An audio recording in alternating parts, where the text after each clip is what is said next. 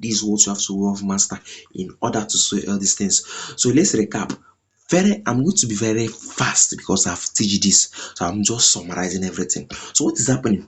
Oxaloacetate will react with acetyl CoA to form citrate and remove what? Coenzyme A and water, and this process is known as dehydration.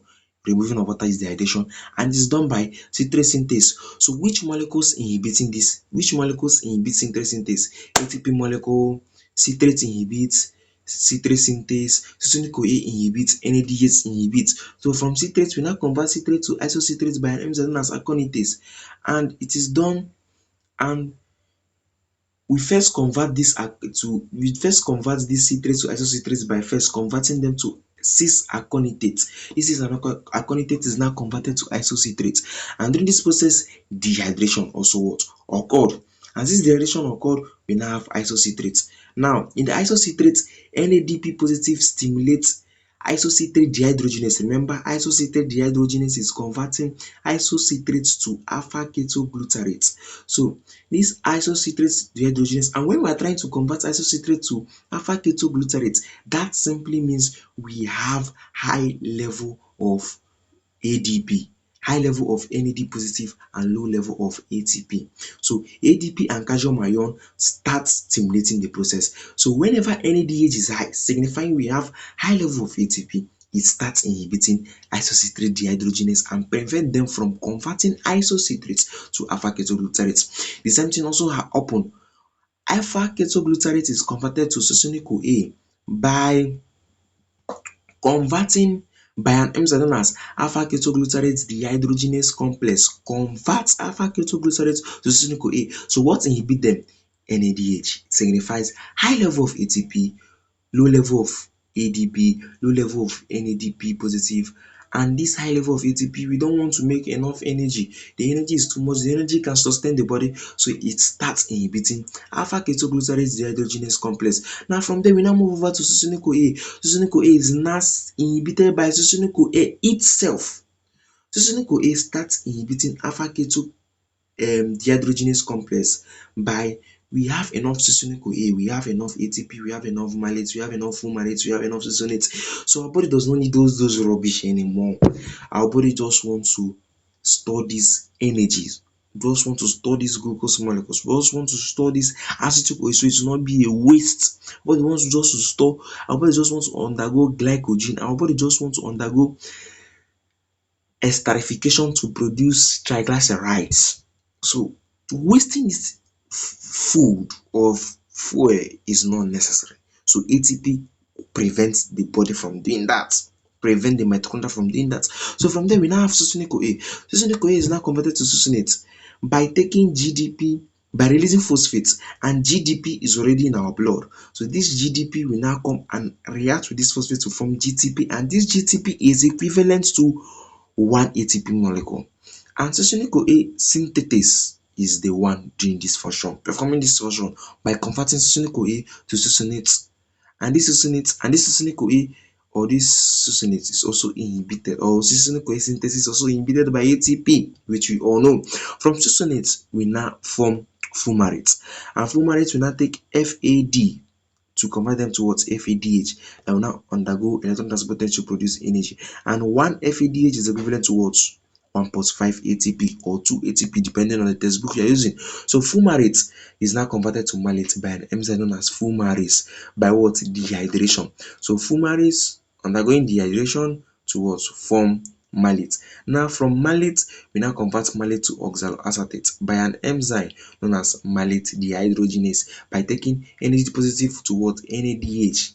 So we are converting malate to oxaloacetate by an enzyme known as malate dehydrogenase. So this all you have to know for the cycle before we start talking the electron transport chain. Make sure you follow this playlist accordingly. Calm down, be patient, and understand as many as you can.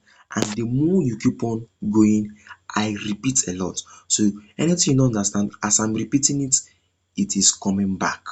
You are understanding better. Just keep on watching and keep on moving on and keep on writing down, taking notes and taking points. So here are assessments for you, here are questions for you. So a 24 years old medical student is studying cellular respiration. They correctly identify that one enzyme of tricarboxylic acid cycle is distinct from the others as it is bound to the inner mitochondrial membrane and directly participates in electron transport chain. Which enzyme is this? So drop the answer in the comment section below. Drop the answer in the comment section. So I want to know your response. Drop the answer in the comment section below. So next is, during 1 ton of tricarboxylic acid cycle, a high energy phosphate bond a high energy phosphate bond is formed directly via substrate level phosphorylation. So the synthesis of which of the following molecule is present in this event? So they are asking us ATP, GTP, FADH and NADH. Which energy molecule is produced during tricarboxylic acid cycle or Krebs cycle? Let's start from here. NADH is produced, but it is not an energy, or it is not energy giving, or it is not energy phosphate bond. It is not an energy. This NADH will now go into the Krebs cycle, we now go into the electron transport chain to produce energy. So it is not energy yet, but it is a substrate for energy production. The same thing with FADH. It is not energy, but a substrate for energy production in the electron transport chain. Now, ATP, we don't produce ATP in Krebs cycle or in the tricarboxylic acid cycle. ATP is not produced. So the answer to this question is what? GTP. So what happens in the tricarboxylic acid cycle? We take GDP plus phosphates and we now form what? GTP. Don't forget this. So these are MCQ questions. Now, the rate of tricarboxylic acid cycle is tightly regulated to match the cell's energy demands. The activity of isocitrate dehydrogenase is primarily control point. Which of the following sets of molecules would lead to the activation of this enzyme? They said the activity of isocitrate dehydrogenase is a primary control point. Primary control point. The activity of isocitrate dehydrogenase is a primary control point. Which of the following sets of molecules would lead to the activation of the enzyme? High ATP and high NADH. First, which enzyme are we activating? The activity of isocitrate dehydrogenase is a primary control point. Which of the following set of molecules will lead to activation of this enzyme? So the enzyme we are activating is what? Isocitrate dehydrogenase. So you have to be careful to answer this question. Now, they said which of the following sets of molecules will lead to the activation of this enzyme? High ATP and high NADH. No. Whenever we have high ATP, our body starts inhibiting tricarboxylic acid cycle. Definitely, they will start inhibiting isocitrate dehydrogenase. So it's not the right option. High citrates, high level of citrates and high level of ATP is not also the right option, because high level of ATP inhibits isocitrate dehydrogenase, and high citrates signifies that there is a high level of ATP, and high level of ATP starts inhibiting isocitrate dehydrogenase. So that one is not an option. So this one is actually out. This one is actually out. And high succinic CoA and high level of NADH. High level of NADH signifies high level of ATP, and high level of ATP inhibits isocitrate dehydrogenase. So this one is also out. So what is the correct answer? The correct answer is B. Why? High level of ADP signifies low level of ATP, and isocitrate dehydrogenase helps in production of what? To complete the tricarboxylic acid cycle, which will now lead to the electron transport chain where they will now produce energy. So ADP and high calcium ion stimulate the production of high level or stimulate isocitrate dehydrogenase.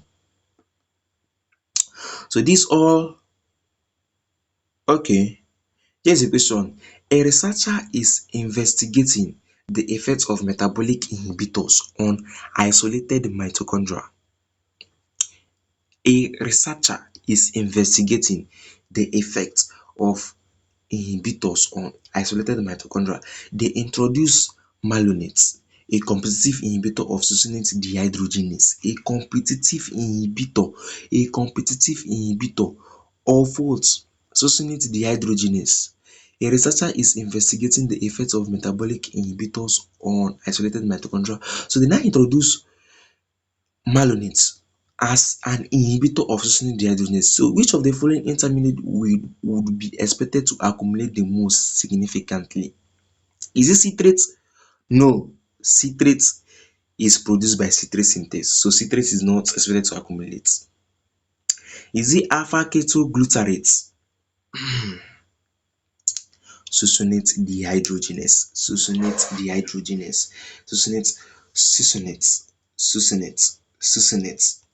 malate. So the answer to this question is not citrate, because the enzyme that produce citrate is citrate synthase. So it is not citrate. Alpha ketoglutarate, it is not it, because it's not succinate dehydrogenase is directly converting alpha ketoglutarate to succinate. So rather, another enzyme, succinyl-CoA, converts alpha ketoglutarate to succinyl-CoA. So succinyl-CoA, alpha ketoglutarate dehydrogenase is doing that work. So malate is converted to oxaloacetate by mallatase. So the answer to this question is succinate. Why? Succinate is formed. So to convert succinate to fumarate is done by an enzyme known as succinate dehydrogenase. And the enzyme that is converting this succinate to fumarate is no more available, or it will now lead to what? The accumulation of what? Succinate. So this is all I have for you. See you next time. Don't forget to like, subscribe, and hit the notification bell for more videos like this on Sagacious Learners. Goodbye.